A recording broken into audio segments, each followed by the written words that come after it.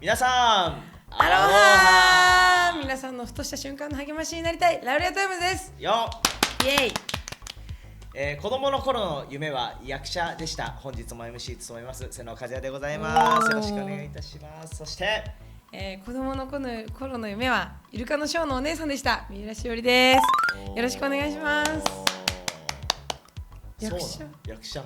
お互いなんか変な感じだけどねなんで役者になりたかった？いつから？役者はね、子供の頃からだよね。でもきっかけがちゃんとあって、誰に憧れたとか？いや、もともと僕はね、警察官になりたかったっていうのが先にあって、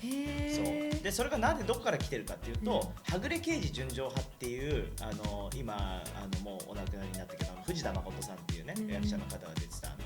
ドラマが大好きで、でそれを見て多分僕は警官になりたいと思ったんで、だけどこう年を重ねてってそれが本物の警官じゃない、でこれはこうドラマっていうもので役者っていう人たちがこういうのやっててみたいな、っていうのからなんか役者になったらこういうことができるんだっていうのがきっかけで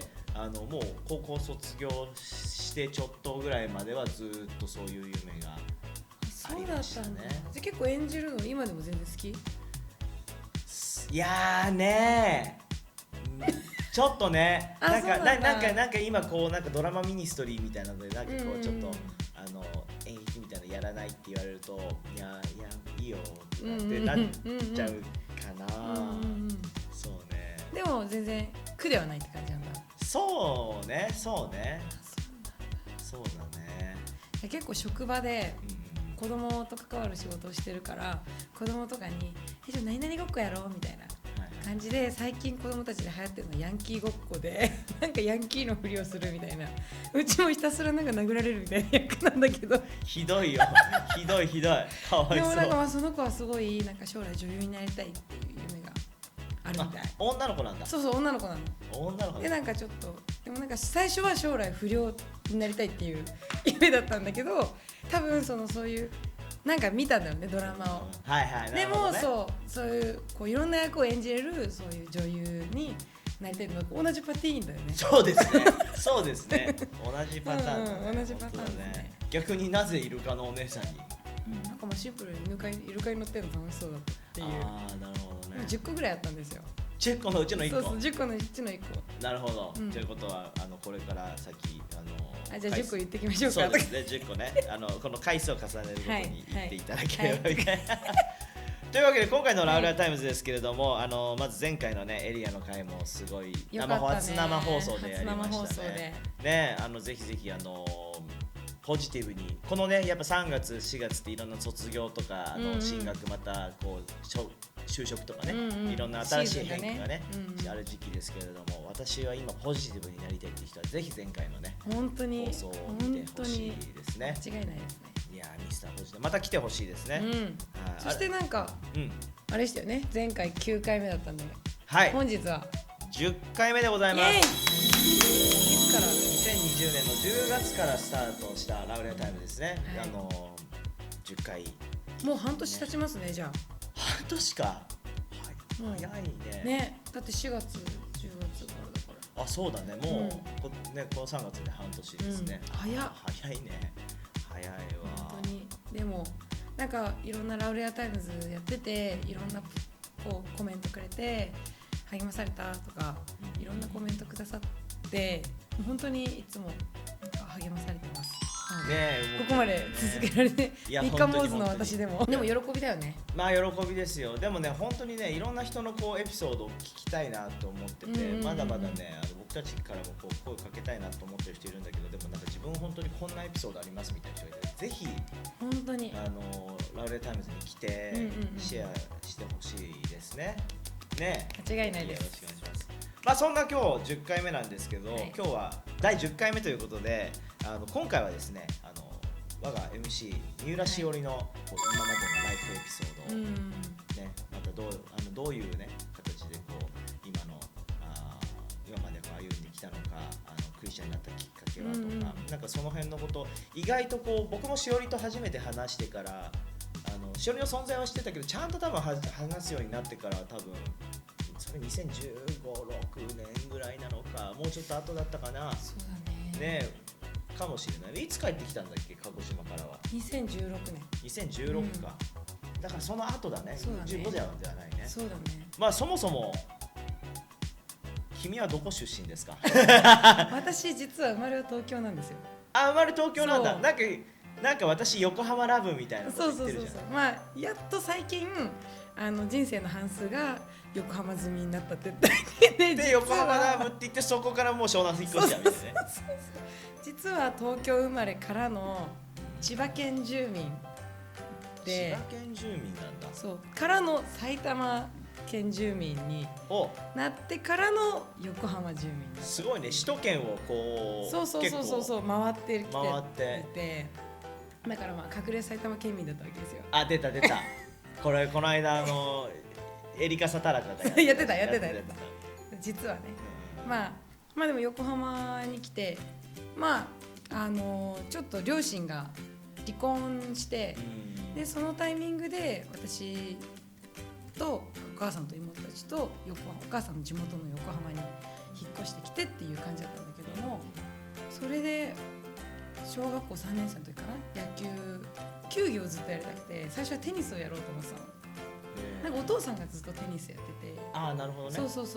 だけどおじいちゃんがずっと草野球やってて、よくおじいちゃんの草野球見てて、野球面白そうかもみたいな。でちょうどメジャーとかもやってた時期だったから、アニメのね。なるほどね。そうで女の子も出てくるわけですよ、メジャーの中に。だからちょっと面白そうと思って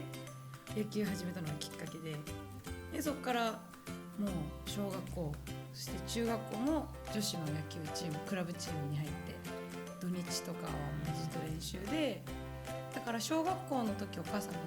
クリスチャンになって、一緒に教会は行ってたけど、実際土日野球の練習だから、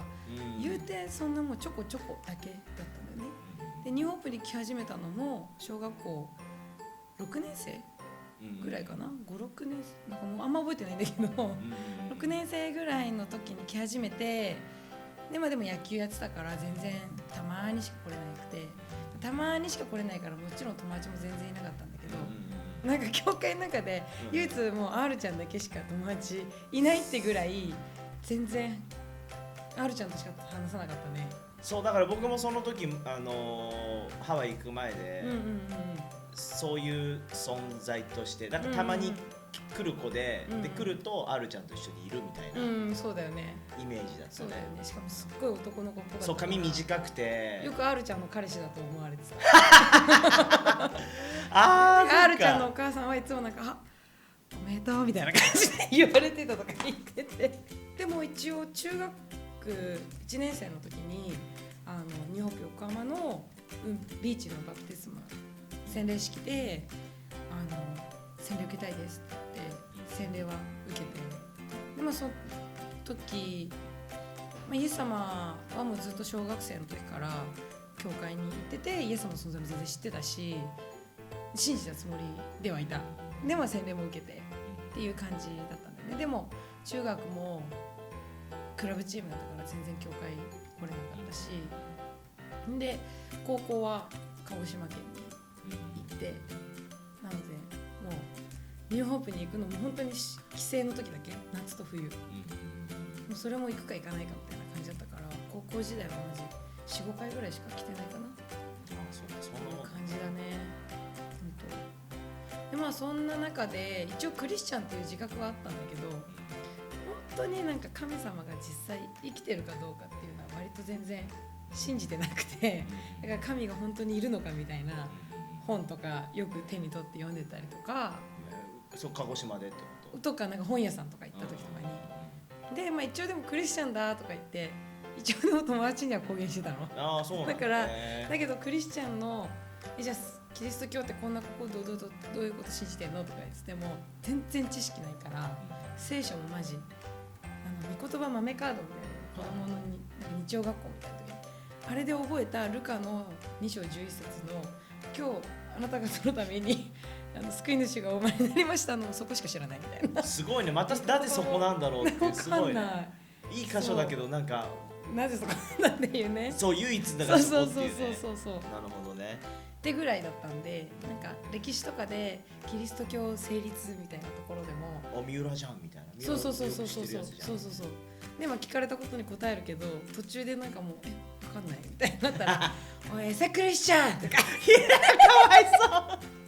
そうもうエセクリスチャンっていうあだ名になった。かわいそうまあでも鹿児島で高校卒業してこっちに帰ってきて、まあ、大学は教育学部の学校の先生になりたいなと思って教育学部の大学に入学して、まあ、そこからこっちにも地元に帰ってきたから、で妹たちも教会お母さんも行くから、まあ、ついてっててっていう感じでまあ神様本当にいるのかなみたいなところ、まあ、聖書もデボーションも全然やってなかったから聖書を通読したことなんかほとんどなかったし、デボーションしても新約聖書しか読まなかったしっていう感じで、でもある時大学2年生の時に大学2年生の時ってなんだっけ小学校の学校のインターン、学校に実際に行って小学校の先生のインターンとしてなんか働くみたいなのがあって、その時に小学校の先生ちょっと違うわってすごいなんとなくだけどすごい思って、でなんかそれまではずっと高校生までの時はもう野球さえやっとけばとりあえず明日生きる目的があったから野球もだから明日のために素振りするし、明日のために今日何するみたいなのもあったし、高校卒業する時大学に進学してからも小学校の先生になりたいから授業にも出るしっていう感じで目的があったけど、なんかその夢が小学校の先生違うわって思った瞬間、なんか自分が何のために生きてるのか全然分かんなくなっちゃって、でそうすると大学も行く理由なくなっちゃうから大学もなんか行きたくないってなって、なんかもうなんかノイローゼみたいな感じになっちゃったの、もう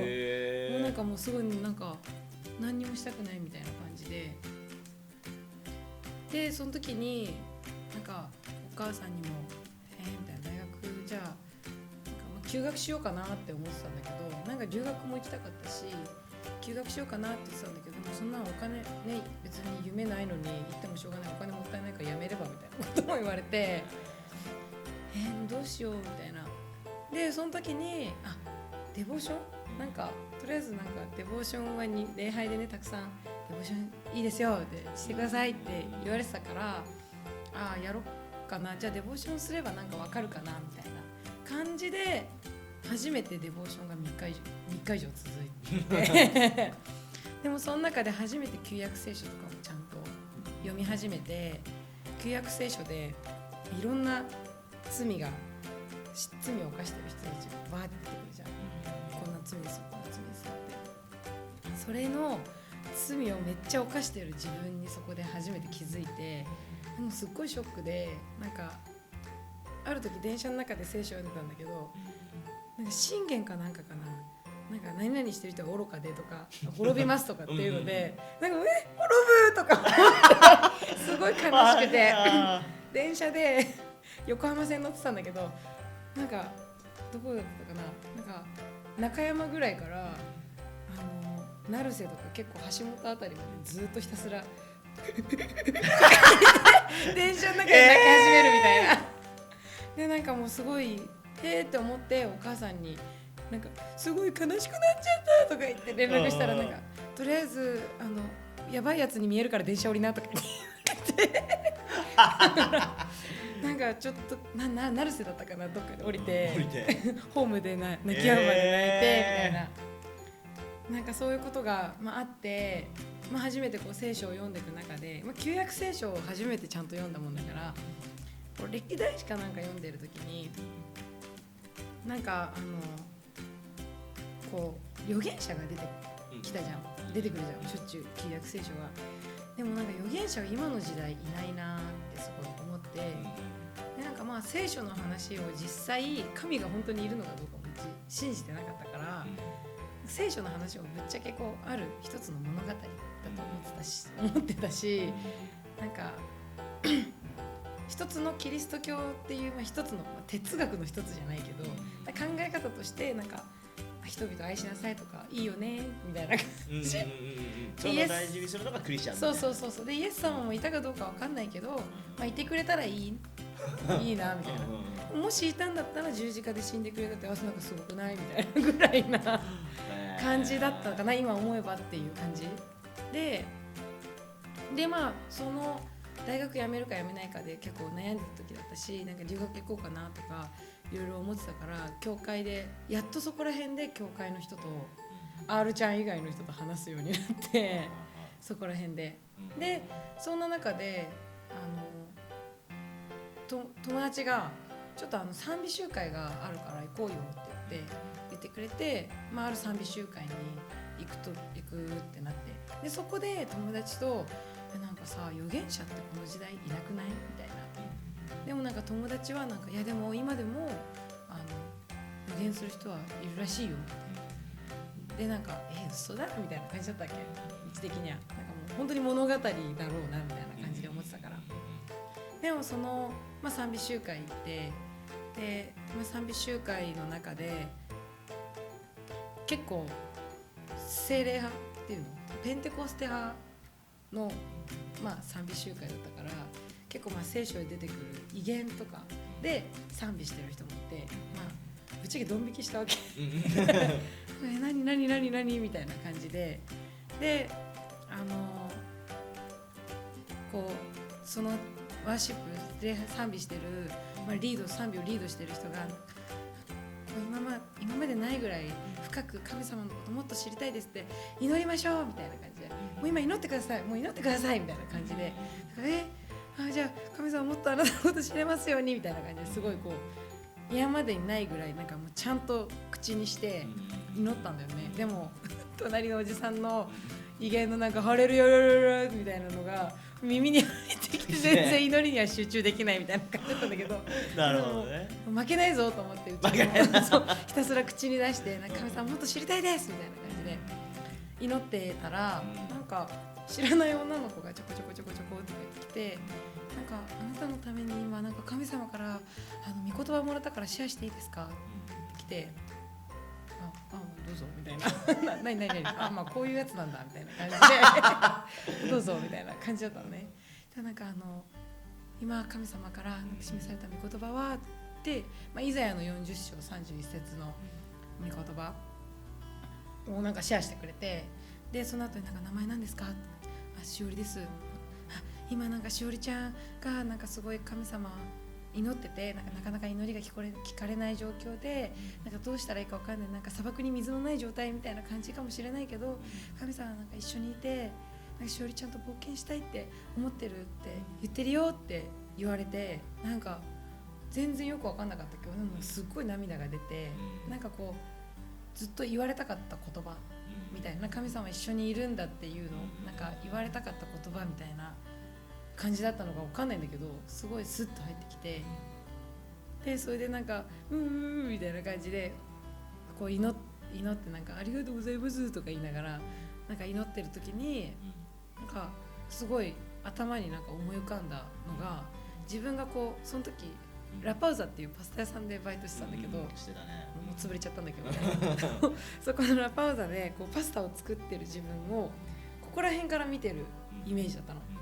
でなんかすごいこれイエス様だみたいなこの目線がね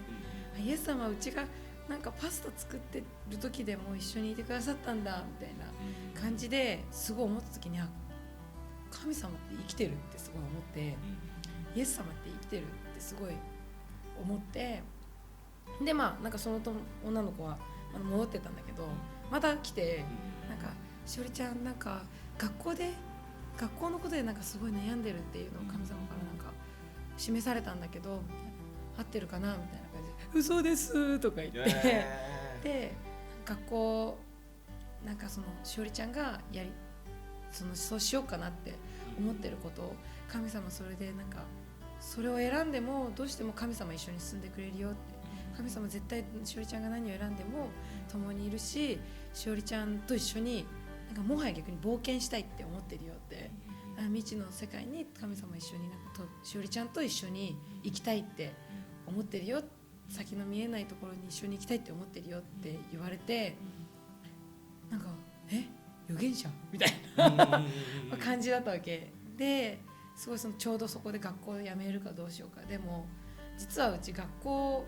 辞めるって、大学中退ってことじゃん。でも大学中退ってことはフリーターになるってことなんだけど、うちすごいその時バイト掛け持ちしてて、野毛の居酒屋でバイトしたんだけど、そうなんだね。そうフリーターの人がたくさんいたのね。でもフリーターをめっちゃ偏見持ってて、絶対フリーターにはなんねえって思ってたのフリーターなんて人生の負け組だとか思ってて、性格悪かったねそれなだから絶対フリーターにはなりたくなかったから、大学辞めるにしてもなんか留学するかどっか行くか、なんか目的ないとダメだみたいな感じですごい思ってたのね。逆にでも大学辞めるって選択してもまずその先行くところもうちなかったから、逆にそれで大学を辞めることを躊躇してたっていうところもあって、学生っていうなんかラベルがすごい大事だったの自分で、ちゃんとこうしっかりした道ステップ踏んでますよ。そうなんかこう何をしてるかも分かんないような人っていうのにすっごい偏見があって、だけどすごいそれを選んでも神様一緒にいるよ、神様一緒に冒険したいって思ってるって言われた時に、なんかすごいそういう偏見とかプライドだったけど、なんかそれを捨てても神様は見捨てないし、うちが何もなくても神様一緒にいてくださるんだっていうのをすごいそこでめっちゃ感じて、イエス様生きてる方とかなんかもはやお話だとただの物語みたいな感じだったけど、なんか予言も今もあって、なんか神様今でも生きてるお方なんだみたいな、昔はいたけど今はいないとかじゃなくて、昔も今も変わらない方なんだってうちと一緒にいるんだっていうのをすっごい感じて、辞めたいって思いとか、なんかその目標を見失った時、なんか生きる目的を見失った時に出会ったその本当の生きる目的に出会って、本当にマジであれは神様だったなってすごい思う。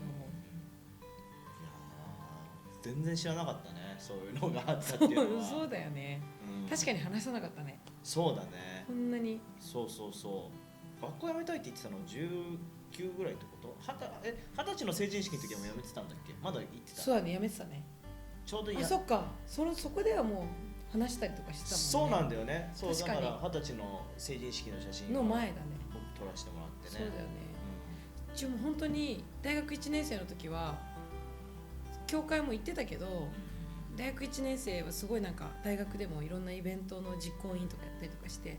めっちゃ忙しくしてて、なんか全然教会も行かないことなんかたくさんあったし、なんか本当に大学2年生の春5月ぐらい、なんか4月とか5月ぐらいにもめっちゃ大学も遅刻してったりとかして、なんかどんどんモチベーションも下がっちゃって、その時にもう追い込むように夢もなくなりみたいな感じだったけど、それが5月6月ぐらいの話で、その賛美行ったのも6月ぐらいの話で、でも冬には写真撮ってもらってっていう感じで成人式で。そうだね、辞めたのいつなの？辞めたの結局夏か。そうそうかなんかじゃあ急にあれだね、なんか教会も来る機会が増えたからかもしれないけど、なんか話すようになったの。そうだね。何のきっかけか全然覚えてないね。そうだね、本当。でもなんか自分の中ですっごいこれも神様からだなって思ったのは、教会の人にマジで興味なかったのでもそれ R ちゃんがいたし、なんかだからもう礼拝出てもすぐ帰ってたの、お母さんと一緒に。でも礼拝の中でなんか賛美すっごい心に響いて、なんか泣くとかすごいあったり、なんかどうもとか言って挨拶するとかはあったけど、別になんかその教会の人たちを愛すとかいう選択肢とかは全くなくて、でもそっから本当に神様にそこ出会ってから、もういろんな人のこと知りたいって思ったし、その人たちのことを愛したいってもう思うようになって、今はね、なんかもうすごい教会のみんな大好きだし、人が大好きだし、全然そんなことなかったね。だからしおりのことをもちろん知ってる人も知らない人もいるだろうけど、知ってる人なんかそういうしおりがいたっていうのはちょっと信じられないよね。そうだよね、うん、ねね、マジで教会あんま好きじゃなかったぐらい。でもなんか本当に感謝なのはR ちゃんが忠実に友達でいてくれたのすごい感謝。いやそうね、うん、なんかそこで本人はねどういうふうに思ってたか分かんないけど、でもしおりにとっては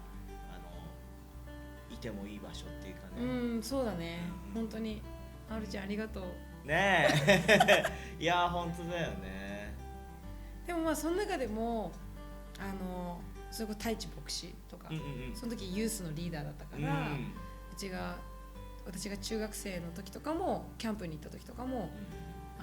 コンタクト取ってくれてたから、なんかそういう意味では毎回教会行くたびに元気みたいな感じで言ってくれたりっていうのは何人かそういう教会の大人の人たちがいて、それはすごい嬉しかったね。なんか覚えといてもらえるっていうのはすごい嬉しいなっていう経験あるから、やっぱり今うちも教会で久しぶりに来た人に声かけるとかっていうのはなんか意識してるところか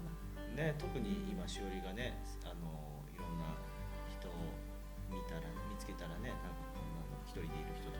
そうね、声かけるようなイメージがあるからね。だからそういうところを通ったからこそなんだろうね、きっとね。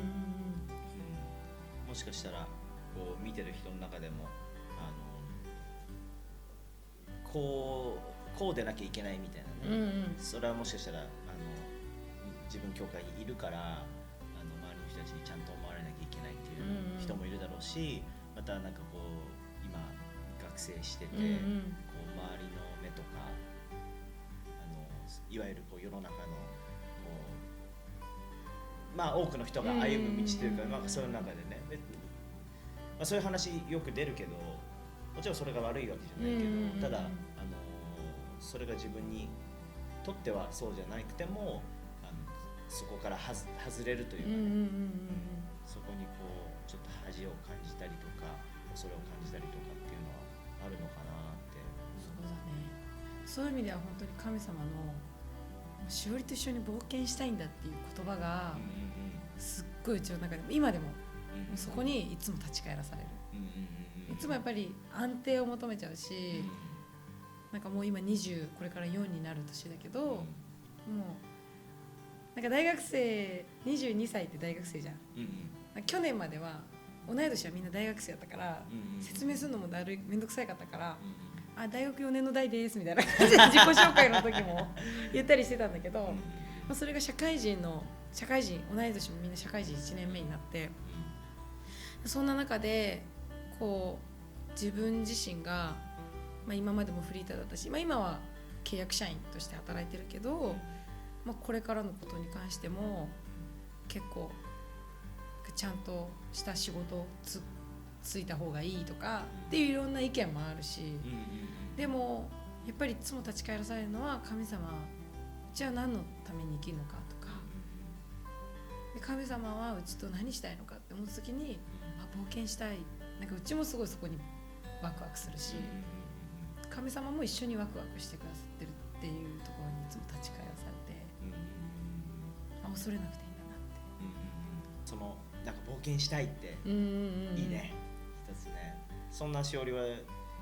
これから将来、その近い将来でもいいし、またその自分の人生を通してでも、どちらでもいいし両方でもいいんだけど、じゃあ実際どんな冒険をしてみたいなって願ってることってあるんですかね。いっぱいあるけどいっぱいあるけど、一つはやっぱりなんだろうな、経済的な部分とかを結構やっぱり気にする部分はあったりするじゃん、世の中的に。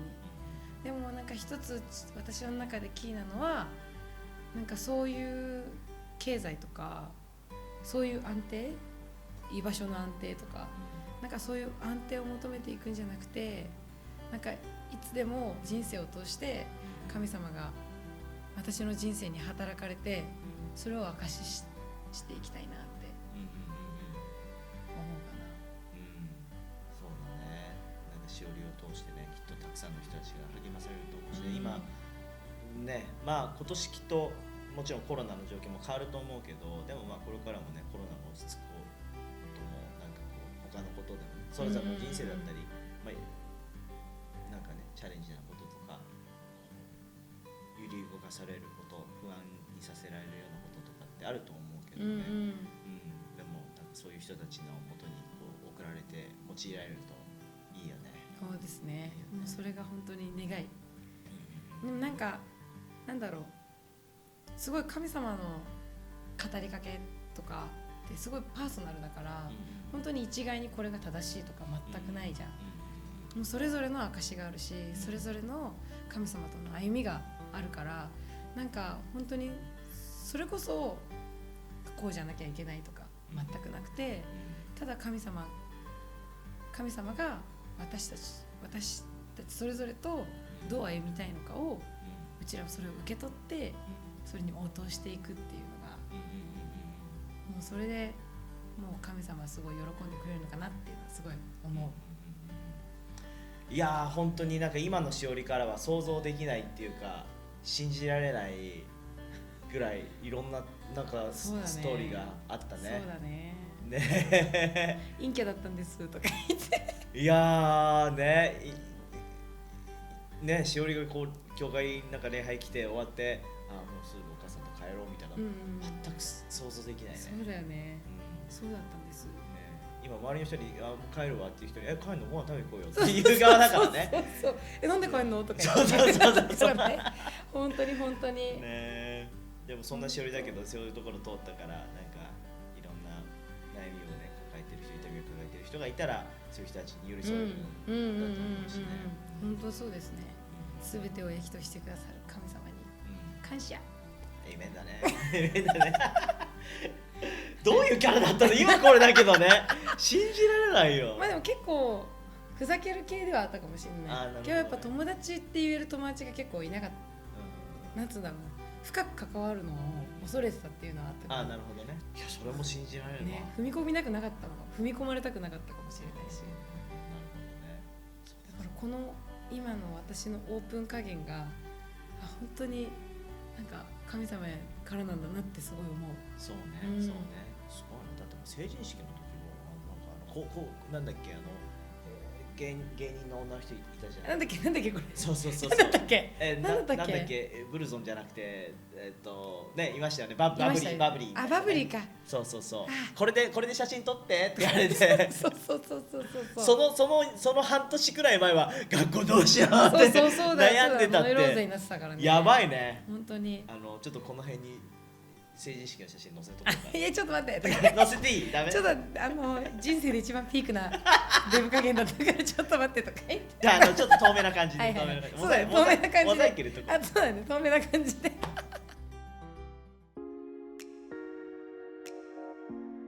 はいというわけで、第10回目のラウレアタイムズですけれども、そろそろ終わりにしたいと思います。今回はしおりがね本当に証をシェアしてくれて、ね、ありがとうございました。ラウレアタイムズねこれからも月2回放送しますけれども、皆さんのねエピソードのね証をぜひぜひね本当にしていただきたいと思うので、突然僕らの方から連絡が行くこともあるかもしれないですけどぜひ断らずに来てくれたら嬉しいし、また実はこんななんかこうなんだろうちょっと自分のそんな証なんてとかエピソードなんてって思う人もいるかもしれないんだけど、もし皆さんの方でね実はそういう証があるエピソードがあるっていう人がいたらねもう遠慮なくラウレアタイムズのスタジオの方でね遊びに来てくれたら嬉しいでございますね。じゃあ今回はそんな感じですかね。はい。では皆さん来週またラウレアタイムズでお会い。来週じゃねここはカットしないぞ。絶対使うぞここ。でもね毎週いつかできるようになったらいいですね。そうですね。そうですね。ね、MC やりたいって人もいいんですよ。いいんですよ。ぜひぜひ来てください。私たちじゃなきゃいけない理由なんて全くないので。そう。なのでエピソードないけど MC はやりたいみ